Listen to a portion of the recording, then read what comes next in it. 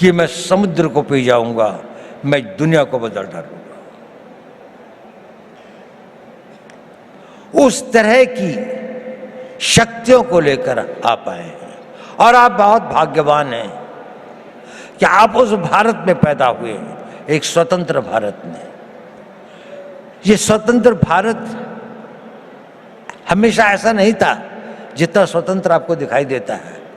सदियों तक हमारे पूर्वजों ने इसके लिए बहुत कुर्बानियां सही, बहुत अपमान सहे, बहुत असहायता के दौर से गुजरे। कई लोगों को फांसी चढ़नी पड़ी, भगत सिंह को फांसी के फंदे को स्वीकार करना पड़ा, सुभाष बोस को जीवन भर संघर्ष करना पड़ा, महात्मा गांधी को सत्याग्रह करना पड़ा और अनगिनत लोगों को अपनी जानें देनी पड़ी। ये संघर्ष चलता रहा। हमारे गांव जले, हमारी सिविलाइजेशन को समाप्त किया गया, हमारे मंदिरों को लूटा गया और हम एक मूक दर्शक की तरह असहाय होकर इसको देखते रहे। ये इतिहास हमें एक चुनौती देता है कि ये उस भारत का आज हर युवक के अंदर वो आग होनी चाहिए कि मैं, प्रतिशोध शब्द अच्छा तो नहीं है, लेकिन प्रतिशोध भी अपने में एक बड़ी भारी शक्ति होती है। हमें अपने इतिहास का प्रतिशोध लेना है। हमने इस देश को फिर वहाँ पहुँचाना है जहाँ पर हम अपने हक, अपने विचार और अपनी आस्थाओं के आधार पर एक महान भारत का निर्माण कर सकें। हमारी एक बड़ी विकसित सभ्यता थी। हमने किसी के मंदिर नहीं तोड़े, हमने कहीं जाकर लूटा नहीं, हमने किसी बाहर के लोगों के ऊपर आक्रमण नहीं किया, जबकि सारी दुनिया बहुत पिछड़ी थी। परंतु क्योंकि हम अपनी सुरक्षा और हम अपने आप को समझ नहीं पाए कि हम को क्या खतरे हैं, हम उनके प्रति उदासीन रहे, तो हमें इतिहास ने एक सबक सिखाया। क्या हमने वह सबक सीखा? क्या उस सबक को हम याद रखेंगे? अगर आने वाली पीढ़ियां उस सबक को भूल जाएंगी तो ये इस देश का सबसे बड़ा ट्रेजेडी होगी। सेंट पीटर्सबर्ग के अंदर में एक बहुत बूढ़ा रवि रहता था, जीव। वहां का जो बिशप था वो दोनों बहुत दोस्त थे। तो एक दिन बिशप उसके घर पे आया तो रवि जो था करीब 80-85 साल का था, तो उसकी आंखों में आंसू थे। उसने कहा, रवि क्या बात है, आज तुम उदास लग रहे हो? नहीं, उसने कहा सोच रहा था। उसने कहा क्या सोच रहे थे? उसने कहा मैं ये सोच रहा था कि जूस का क्या होगा। उसने कहा देखो पिछले 2000 सालों से तुम संघर्ष कर रहे हो, 2000 सालों से यात्राएं सह रहे हो, 2000 सालों से तुम्हारे ऊपर इतनी अधिक वो हुई प्रोग्राम थे दुनिया में, क्या तुम्हें इस बात का रोना आ रहा है? उसने कहा नहीं, मुझे इस बात का रोना नहीं आ रहा। मेरे विचार में एक ख्याल आया कि इन हजारों सालों तक संघर्ष की जिस परंपरा से, जिस आग को जिंदा रखा है, कहीं आने वाली पीढ़ियां इसको भूल तो नहीं जाएंगी, और भूल तो नहीं जाएंगे कि हमें अपने आप को फिर से शक्तिशाली बनाना है, अपनी रक्षा करनी है। ये भाव था, ये बड़ा पावरफुल सेंटिमेंट है, और हमें अपने उस सेंटिमेंट से ही प्रेरित होना चाहिए। कई सारी ऐसी बातें होती हैं हमारे ऊपर, कई सारी इस तरह के आघात होते हैं जिससे हमें लगता है कि अगर हमारे साथ में अन्याय हुआ है, अगर हमारे साथ दुर्व्यवहार हुआ है, हमारे गांव जलाए गए, हमारी मातृशक्ति का अपमानित किया गया, तो इसका हम भी अपने आप को इतना मजबूत करेंगे, हर रूप से, आर्थिक रूप से, रक्षात्मक रूप से, टेक्नोलॉजी के रूप से, हर क्षेत्र में हमें आगे बढ़ना है। तो मैंने ये बताया कि आवश्यक है कि आप जीवन में सही निर्णय लें और निर्णय लेने की शक्ति बढ़ाएं। मैं उस पर ज़्यादा नहीं बोलूँगा क्योंकि आप लोग काफ़ी जागरूक हैं। मैं एक दूसरी बात पे कुछ कहना चाहता हूँ। प्रश्न इस बात का ये जरूरी है कि आप सही निर्णय लें, लेकिन सही निर्णय लेने के बाद भी वो निर्णय पर आदमी चल नहीं पाता। It is important that you take right decisions, but it is more important that you make your decisions right. आपने अगर निर्णय लिया तो आप उसे सही बनाएंगे, और डिसीजंस राइट बनाने में ही कठिनाई होती है, वहीं पर संघर्ष करना पड़ता है। इस अपने डिसीजंस को जो आप लेते हैं उनको राइट करने के लिए आपको खटना पड़ता है, साधना करनी पड़ती है, मिटना पड़ता है, तिल तिल भर के जलना पड़ता है और लंबे समय तक चलना पड़ता है। एक दिन में सपने पूरे नहीं होते, एक किसी काम को करने से मंजिल नहीं मिलती। ये छोटे छोटे कई काम होते हैं जो आपको करने हैं। देखिए, मोटिवेशन टेम्पररी होता है, जरूरी है, लेकिन मोटिवेशन कुछ क्षण, कुछ घंटे, कुछ दिन आपके साथ रहता है। आपका डिसिप्लिन इंड्योरिंग होता है, वो आपके साथ रहता है। उस मोटिवेशन को परिवर्तित करना पड़ता है, अपनी लाइफस्टाइल में परिवर्तित करके उसको डिसिप्लिन में लाने में। जब आपके जीवन का वो भाग हो जाता है तो कुछ दिनों में वो आपका आदत हो जाती है और फिर वो परमानेंट हो जाता है।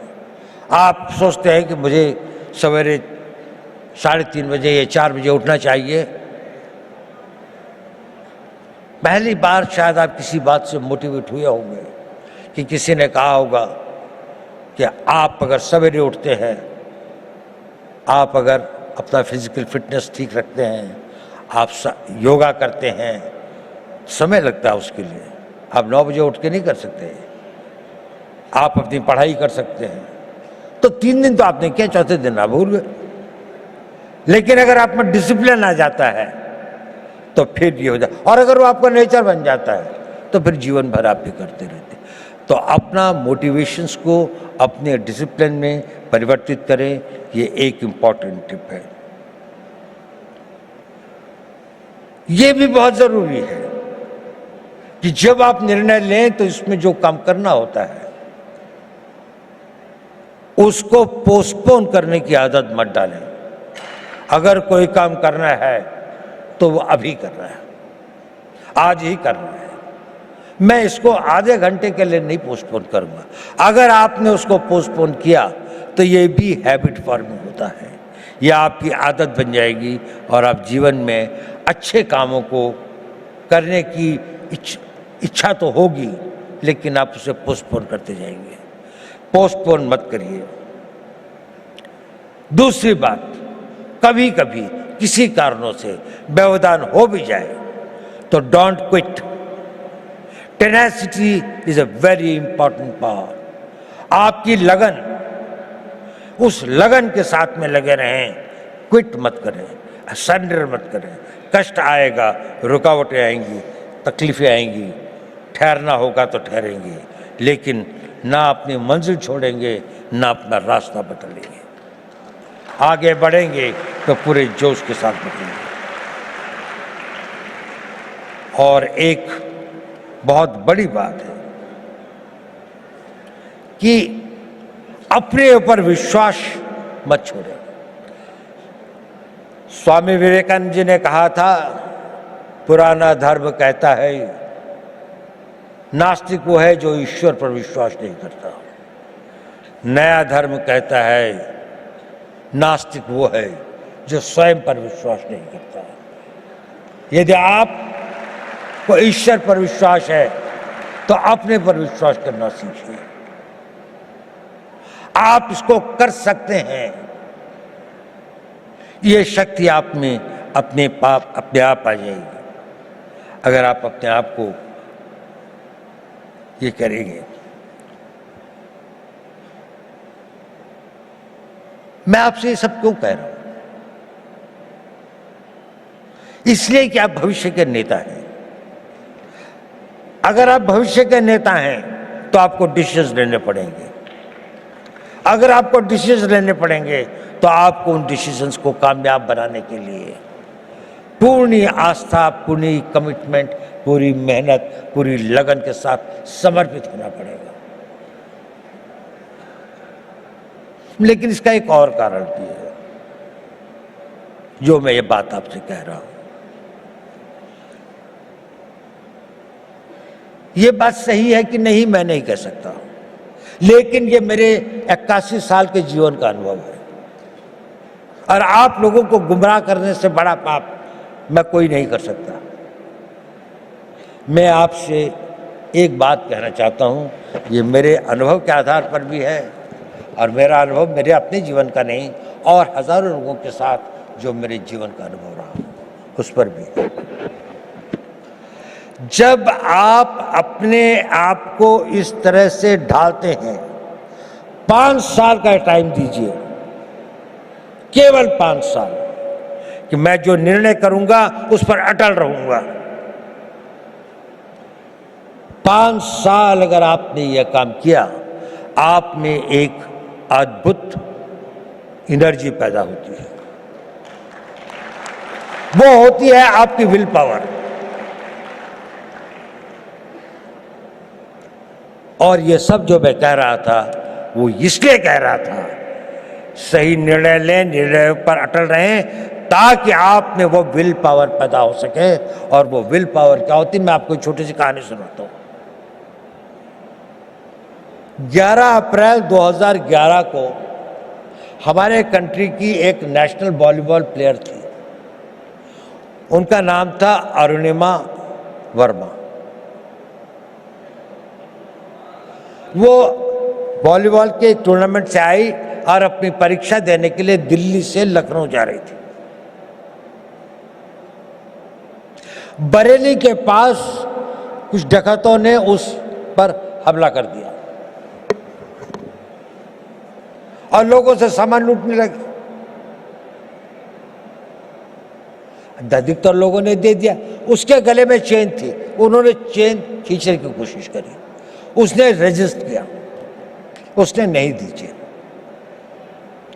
उन लोगों ने उसे ट्रेन से बाहर फेंक दिया। वो बहुत बुरी तरह से लहूलुहान हो गई। दुर्भाग्य देखिए, उसी समय दूसरी ओर से एक ट्रेन आ रही थी और वो ट्रेन से उसका पांव कट के अलग हो गया। रात के 2 बजे का समय था।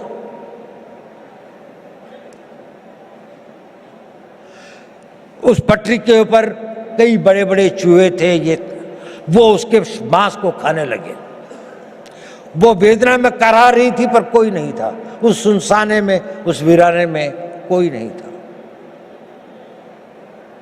वो लहूलुहान, उसका बहुत खून बह चुका था।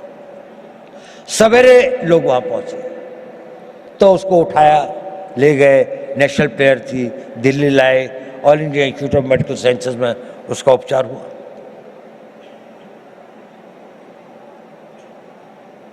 और उसकी पूरी टांग काट दी गई, एम्प्यूट करनी पड़ी।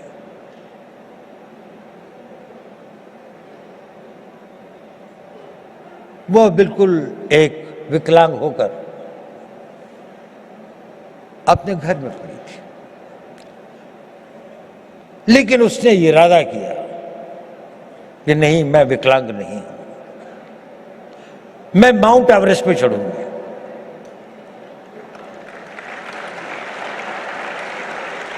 डॉक्टर्स ने कहा कि इस तरह की टांग से तो कोई चढ़ ही नहीं सकता और इसको भी स्टेबलाइज होने में तो कई साल लग जाएंगे। उसने कहा नहीं, मैं तो आज ही से प्रैक्टिस करूंगा। 13 मई 2013 को उसने माउंट एवरेस्ट पर चढ़ी, पहली एक पांव न होने वाली महिला में, एक आर्टिफिशियल उसके साथ में। और वही नहीं, सबसे पहले चढ़ी टॉप पर। जो पूरा गैंग ग्रुप था उसके अंदर में वही बेस कैंप से सबसे पहले आती थी। क्या था उसके अंदर? Physical strength, opportunities, talent. इस सबसे ज्यादा उसके अंदर वो विल पावर थी।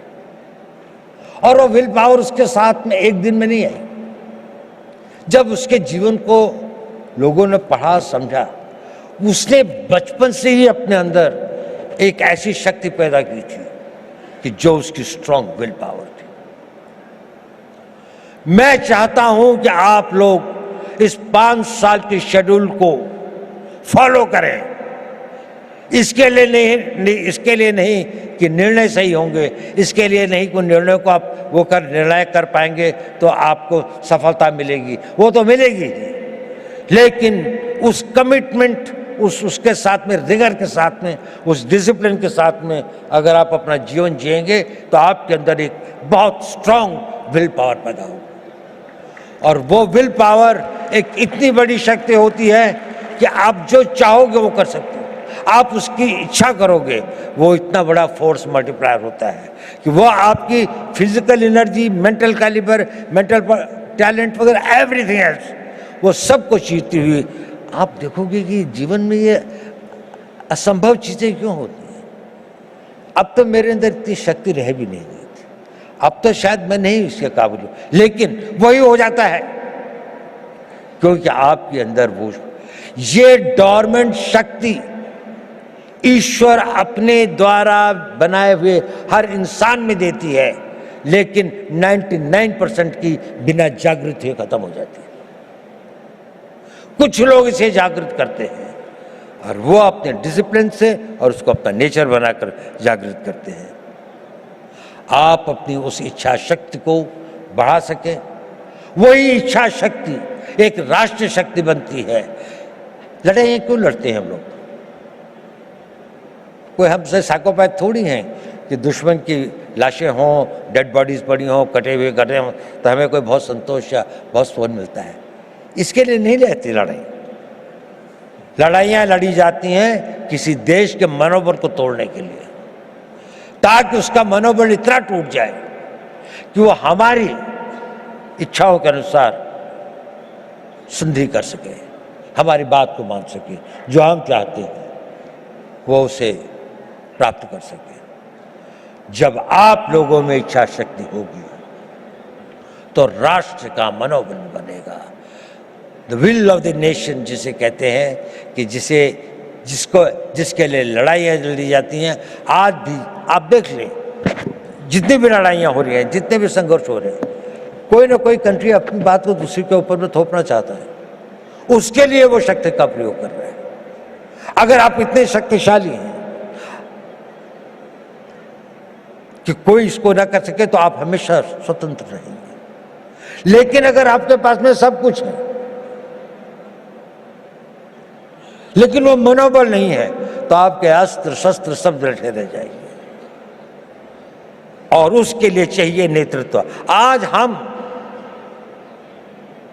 बहुत भाग्यशाली हैं कि देश में ऐसा नेतृत्व है, एक ऐसा नेतृत्व जिसने 10 साल में देश को कहां से कहां पहुंचाकर एक ऑटो बोर्ड में ले आए हैं। उनकी कमिटमेंट, उनकी मेहनत, उनकी टोटल डेडिकेशन हम सब के लिए एक आदर्श हुआ है। देखिए, नेपोलियन बोनापार्ट एक बड़ा भारी योद्धा था। यह आपके लिए रेलेवेंट है क्योंकि आप लोग नेता हैं कल के, आप लोगों ने नेतृत्व करना है। कोई आर्मी का जनरल बनेगा, कोई इंटेलिजेंस का चीफ बनेगा, कोई बहुत बड़ा डॉक्टर बनेगा, कोई इंजीनियर होगा, कोई बड़ा बड़ा एडमिनिस्ट्रेटर होगा। कोई बहुत अच्छा डिप्लोमेट होगा, कोई राजनीतिक नेता भी होंगे कुछ लोग। नेपोलियन एक बात कहता था, I am not afraid of 1,000 lions led by a sheep, but I am afraid of 1,000 sheep led by a lion. अगर हम 3,000 लॉयन पैदा कर दें, नेपोलियन कहता था मुझे 1,000 शेरों की फौज से डर नहीं लगता अगर उसका नेतृत्व एक भेड़ का बच्चा कर रहा हो। लेकिन अगर भेड़ों की फौज होगी पर अगर भेड़ों की फौज का भी नेतृत्व करने वाला एक शेर होगा तो मुझे उससे बहुत डर लगता है। क्या इस भारत मंडपम में बैठे 3,000 शेर पैदा कर सकते हैं? 3,000 वो लोग कर सकते हैं। अगर आप नेतृत्व करेंगे तो देश पीछे चलेगा, जहां आप ले जाएंगे देश वही जाएगा। आज देश कहां जा रहा है? इसकी कल्पना जिसने इसकी कल्पना करी, मोदी जी ने इसकी कल्पना करी, एक संघर्ष क्या, एक टीम, जो भी इतना सारा, इतनी मेहनत, इतनी लगन, इतनी कमिटमेंट, इतनी इमेजिनेशन के साथ में इतना डिसिप्लिन है कि वो भी एक तरह से ऑटो मोड पर डिविनिटी के साथ चलते हैं। कहाँ से विचार आते हैं, नए नए विचार किसी भी क्षेत्र में हो। हम लोगों का तो थोड़ा स्पेशलाइज फील्ड है, उसमें भी मैं देखता हूँ हमेशा उनको कोई एक नया विचार, एक नया वो आता है उस विल पावर से, उस टोटल कमिटमेंट से, उस पूरी की पूरे समर्पण से। आप बहुत भाग्यवान हैं। आप एक उस भारत के तो देखेंगे जिसकी हम कल्पना कर सकते हैं। जब आप अपने यौवन में, जब आप अपने उसके आगे अपनी मेहनत और लगन से आगे पहुंचेंगे तो उसके बाद आप देखेंगे एक बहुत बड़े भारत की आप होंगे। लेकिन ये पहली बार नहीं होगा कि भारत के इतिहास में ऐसा हुआ। जब जापान का उदय हुआ तो वेस्ट के अंदर भी एक बड़ी बहस चली कि क्या एशियन कंट्री कोई जो है वो वेस्टर्न कंट्री से आगे निकल सकता है। तो मैलिस एंडरसन करके एक हिस्ट्री के कैम्ब्रिज यूनिवर्सिटी के अंदर में एक हेड ऑफ द डिपार्टमेंट थे, उनसे कहा गया कि एक स्टडी की जाए कि ये इकोनॉमी जो है इसका क्या इतिहास रहा है। तो मैलिस ने एक किताब लिखी जिसका नाम है वर्ल्ड हिस्ट्री ऑफ इकोनॉमी, और उसने वो फर्स्ट सेंचुरी से लेके 19th सेंचुरी तक लिखी। और उसमें उसने कहा कि इसमें से 1700 साल तक अधिकतर इंडिया की, नहीं तो कभी कभी चाइना की इकोनॉमी ही वर्ल्ड की सबसे बड़ी इकोनॉमीज थी। और बड़ी ही नहीं थी कि टुगेदर इन दोनों के बीच में लगभग 55 to 60% इकोनॉमिक पावर थी, बाकी सारी दुनिया में 40%। भारत ने बहुत बड़ी बड़ी सक्सेसेस देखी हैं। हमें 150-200 साल लगते हैं। ऐसे कई बड़े कालखंड आए हैं जिसमें वो अपनी पराकाष्ठा पर था, साइंस की, टेक्नोलॉजी की, आर्थिक विकास की। लेकिन हम वहां से गिर भी सकते हैं। There is nothing permanent in life. आपको अपने हर दिन की, हर उसकी रक्षा प्रतिदिन करनी पड़ती है। ये एक परपीचुअल स्ट्रगल होता है। नेशनहुड और राष्ट्र को मजबूत रखना ये एक निरंतर संघर्ष है, जैसे कि आपका भी संघर्ष निरंतर है। ये कभी समाप्त नहीं होता। आखिरी सांस तक आपका जीवन तब तक सार्थक है जब तक आप सोचते हैं कि मेरे लिए करने के लिए कल भी कुछ है। अगर आपके पास कल कुछ नहीं है तो आपका जीना बेकार है। आप सोचते हैं और जो कल मैंने करना है वो डिसिप्लिन आपके अंदर वो इच्छा शक्ति पैदा कर देगी उसके लिए शक्ति भी आएगी, समय भी होगा, संयोग भी होगा और आप उसे कर भी पाएंगे और आप कामयाब हों। मेरी यही शुभकामनाएं आप लोगों को मेरा बहुत बहुत हो। आप भारत के भविष्य हो, के कर्णधार हो, आप लोग फले फूले मेरे